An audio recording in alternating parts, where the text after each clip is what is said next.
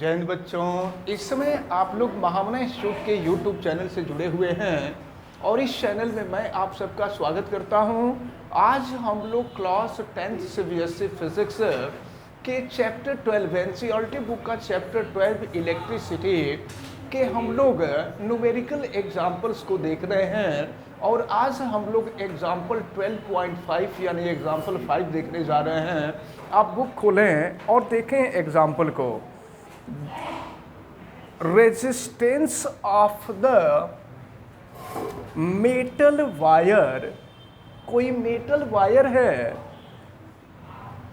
Resistance of a metal wire of length 1 metre. Length दिया हुआ है 1 मीटर, लेंथ को हम यल से रिप्रेजेंट करते हैं। Length 1 metre is 26 ohm resistance दिया हुआ है और ये रेजिस्टेंस दिया हुआ है 26 ohm at 20 degree centigrade. If the diameter of the wire, diameter को हम डी से रिप्रेजेंट करते हैं और वायर का डायामीटर आपको दिया हुआ है 0.3 मिलीमीटर। मिलीमीटर को मीटर में कन्वर्ट करेंगे, 1000 से डिवाइड कर देंगे तो 1000 का मतलब 10 का पावर 3 और 10 का पावर 3 ऊपर जाएगा तो 10 टू द पावर -3 हो जाएगा। तो ये हो जाएगा 0.3 into 10 to the power -3 metre. अब जो है आपको पता है डेसिमल के पहले 1 डिजिट रखा जाता है, तो इसलिए हम एक काम करते हैं, यहाँ 10 से डिवाइड कर देते हैं और फिर 10 से मल्टीप्लाई कर देते हैं। तो अगर 10 से डिवाइड कर देंगे तो 3 हो जाएगा, सॉरी 10 से मल्टीप्लाई कर देंगे तो 3 हो जाएगा और अगर 10 से डिवाइड कर देंगे तो नीचे 10 है, 10 का पावर 1, 10 का पावर 1 ऊपर जाएगा तो -1 हो जाएगा। तो 10 का पावर -3 और -1 -4 मीटर हो जाएगा। तो ये तो डायामीटर है। हम यहाँ से रेडियस निकाल सकते हैं। रेडियस आपको मालूम है कि डायामीटर का हाफ होता है, तो ये हो जाएगा आपका 3/2 इंटू 10 टू द पावर -4। तो 3 को 2 से डिवाइड कर देंगे, ये हो जाएगा 1.5 into 10 to the power -5 metre. ये रेडियस हो गया। अब what will be the resistivity of the metal at that temperature. Resistivity पूछी जा रही है। रेजिस्टिविटी रो होता है, रो की वैल्यू आपसे पूछी जा रही है। उसी टेम्परेचर पर उस मेटल की रेजिस्टिविटी पूछी जा रही है। तो चले देखें, आपको मालूम है कि R is equal to rho L/A होता है। तो रो रेजिस्टिविटी है, रेजिस्टिविटी की वैल्यू फाइंड करनी है। तो अब यहाँ से अगर रो की वैल्यू फाइंड करनी है तो ये RA/L हो जाएगा। अब हम आपको बता दें ये R, और देखिए किसी भी वायर का क्रॉस सेक्शन किया जाए ना, तो क्रॉस सेक्शन करने के बाद उसका जो सरफेस आता है वो सर्कुलर आता है। तो सर्कुलर आता है तो यहाँ पर जो एरिया होगा वो सर्किल का एरिया होगा और आपको मालूम है कि area of circle is πr²। तो अब यहाँ पर a के जगह पे हम कर देंगे πr² अपान हो जाएगा l।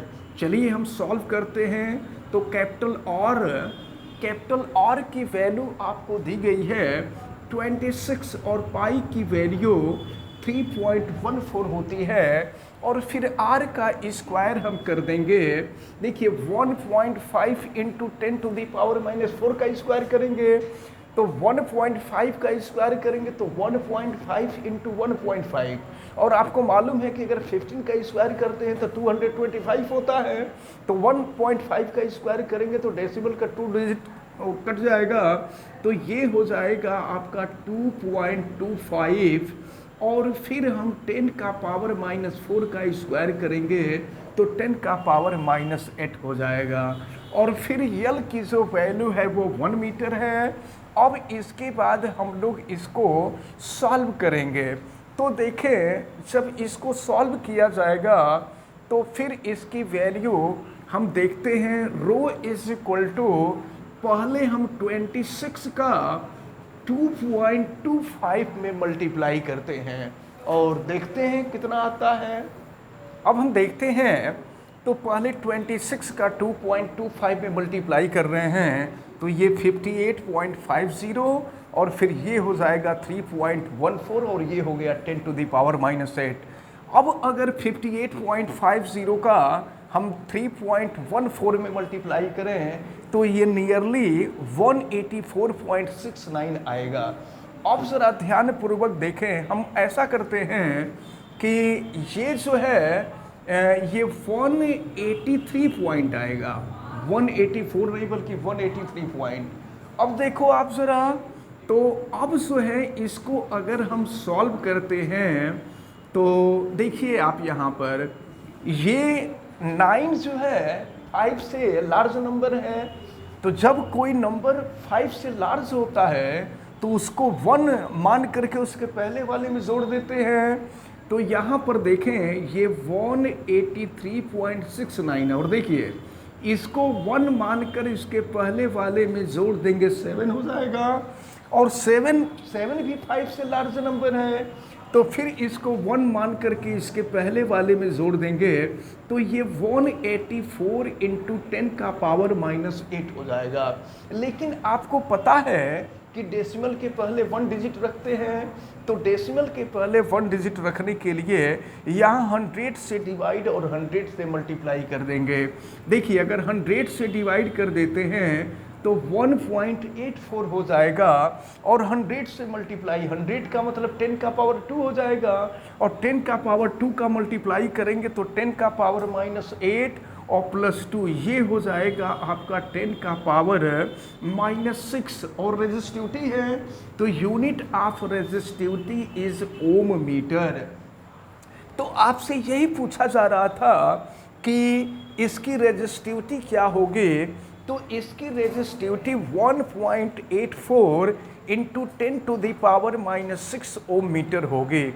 अब देखें क्वेश्चन में कुछ और कहा जा रहा था, यूजिंग टेबल 12.2 टेबल, आप अगर बैक पेज पर देखें तो टेबल 12.2 है, predict the material of the wire.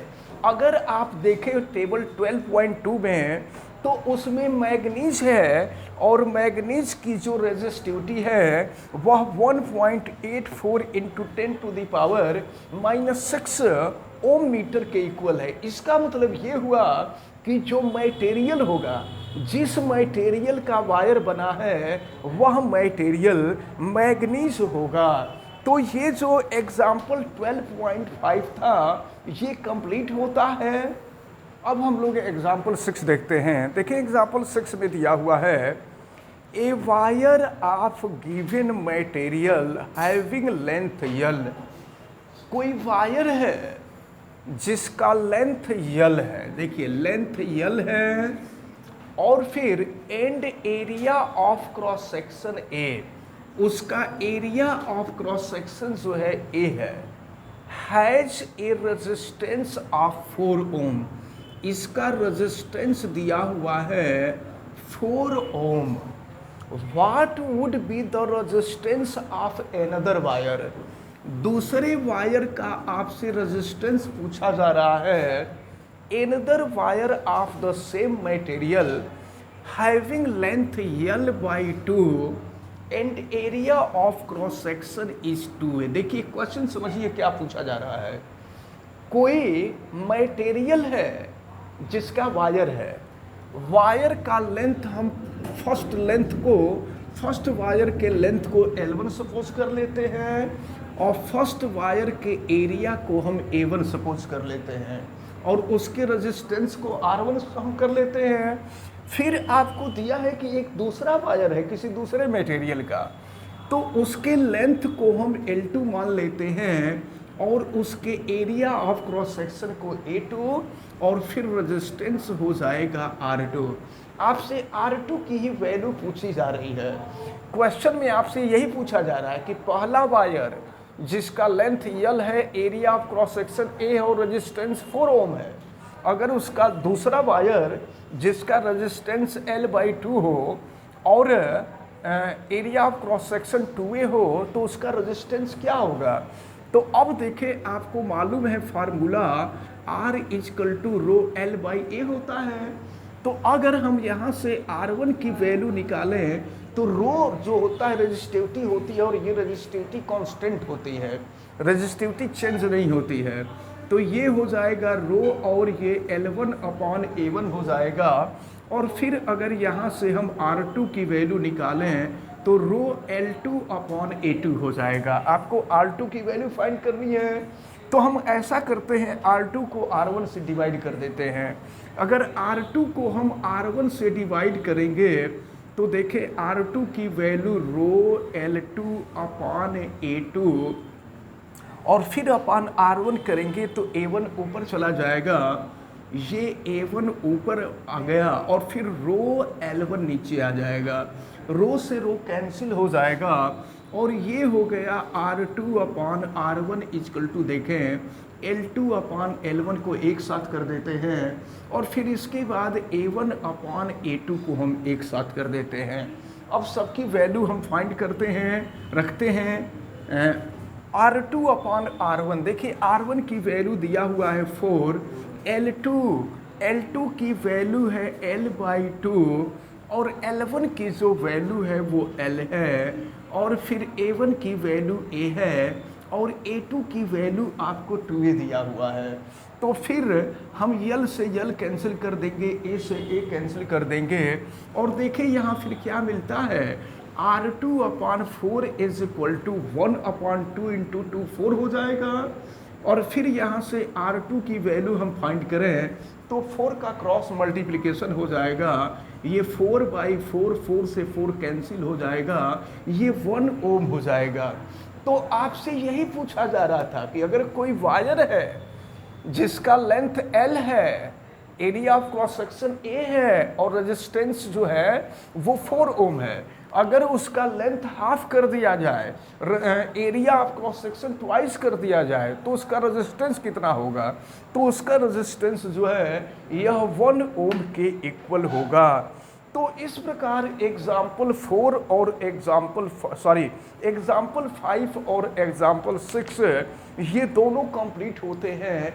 अब नेक्स्ट वीडियो में हम लोग नेक्स्ट एग्जाम्पल को देखेंगे और हमें उम्मीद है कि आज ये जो दोनों एग्जाम्पल बताए गए हैं ये दोनों एग्जाम्पल आपको बहुत अच्छी तरह से समझ में आए होंगे। आप वीडियो को लाइक ज़रूर कीजिएगा और अगर चैनल पे नए हैं तो चैनल को सब्सक्राइब भी कीजिए। अगर किसी प्रकार की कोई दिक्कत समझ में आती है तो आप हमें कमेंट करके बताइए। आप बेल आइकन को भी प्रेस करें और उसको ऑल पे कर दें। आप सभी लोगों का बहुत बहुत धन्यवाद। जय हिंद।